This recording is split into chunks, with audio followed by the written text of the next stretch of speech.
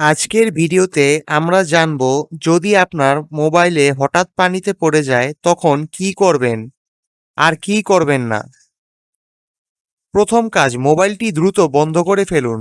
যদি চার্জে লাগানো থাকে সঙ্গে সঙ্গে খুলে ফেলুন। এরপর মোবাইলটি শুকনো কাপড় বা টিস্যু দিয়ে ভালোভাবে মুছে ফেলুন। মোবাইলটি কোনোভাবেই অন করা যাবে না। চেষ্টা করুন মৃদু হাওয়াতে বা ফ্যানের নিচে শুকাতে।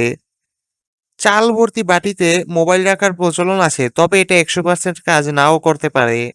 চুলার পাশে হিটার বা হেয়ার ড্রায়ার দিয়ে ভুলেও গরম করবেন না।